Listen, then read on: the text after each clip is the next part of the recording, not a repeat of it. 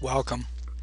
If you've accessed this tutorial, you're probably looking for help in completing the argument essay and other of the items in the personal anthology for 2014.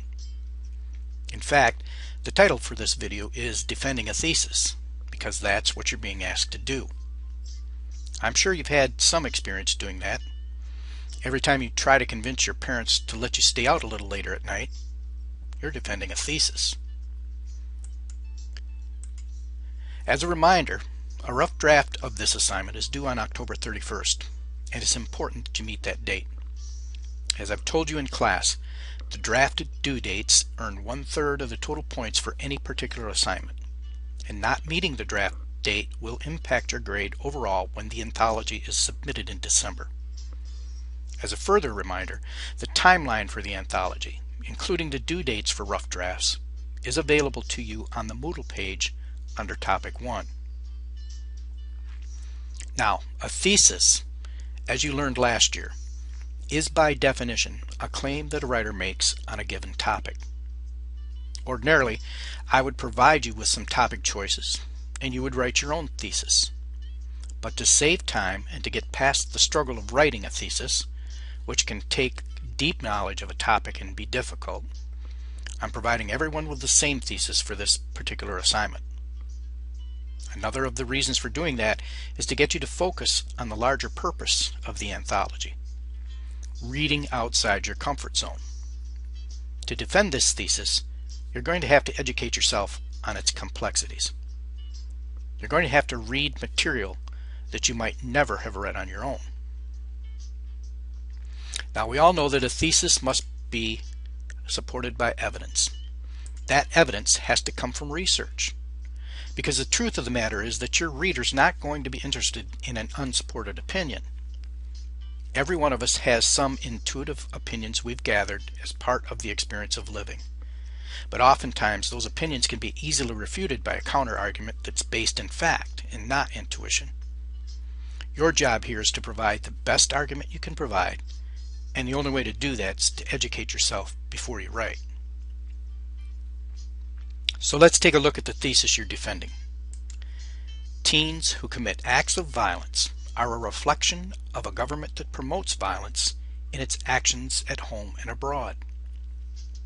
What does that claim really mean? What are the assumptions the claim makes about the world and the way things work? And how are you, as a writer, going to defend it? What evidence do we have to support such a claim? If we're going to answer that question, we need to determine what words in the thesis might be a key to understanding its meaning. Teens who commit acts of violence are a reflection of a government that promotes violence in its actions at home and abroad. Basically, the claim centers around two verb phrases: are a reflection and promotes violence. The first of those phrases, are a reflection, hinges on the word reflection. We know that when something is reflected, we see a duplicate or a mirror image of that object. But in this case, the reflection is more complex. In this case, we're talking about teens behaving in a way that resembles or reflects a behavior that may not come naturally. What does it mean to promote something? We know that the prefix pro means in favor of, and the root mote, to move. But in favor of moving what? Violence? In favor of moving violence forward? In favor of violence? How do governments show favor for anything? The same way individuals do, in fact. So a simple paraphrase of the thesis statement might read like this: teens who commit acts of violence behave like a government that favors using violence to deal with people at home and abroad. Teens who commit acts of violence behave like a government that favors using violence to deal with people at home and abroad.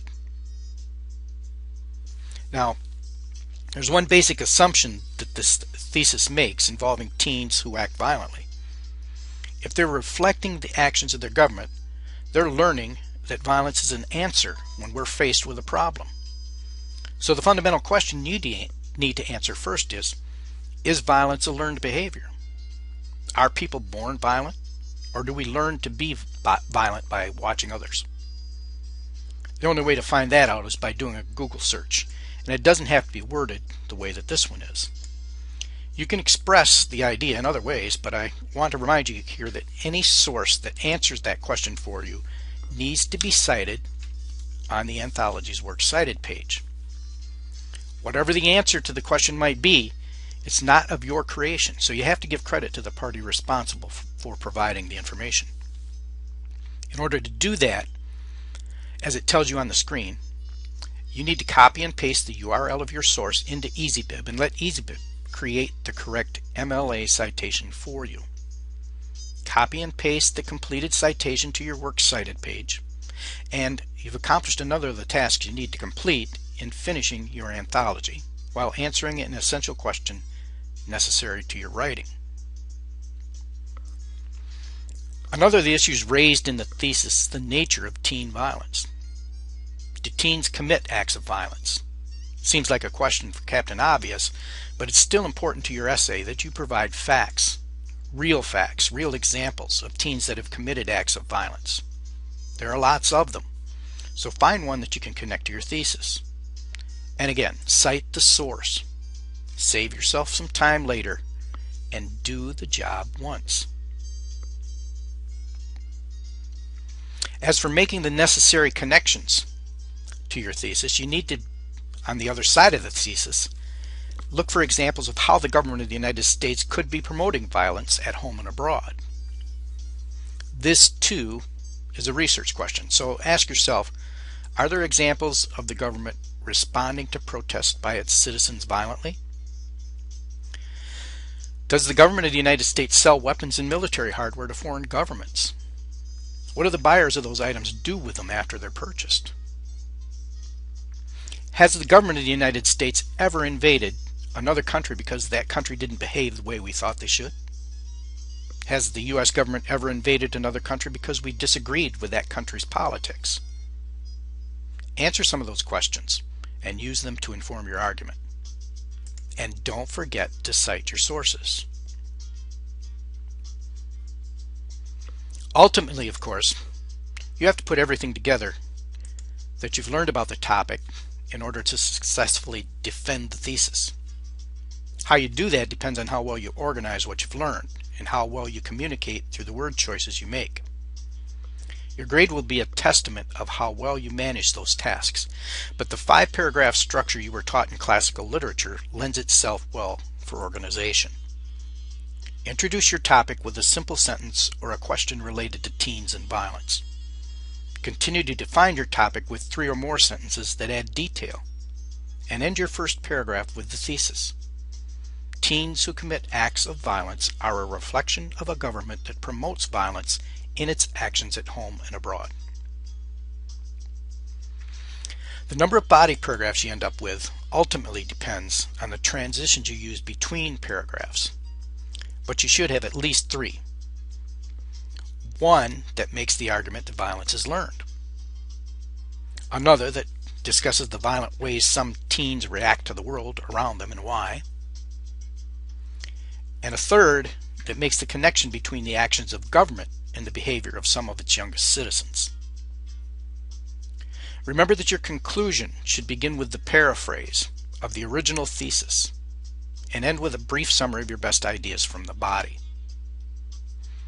Both introductory paragraphs and conclusions are covered in other tutorials, so make use of your resources and good luck.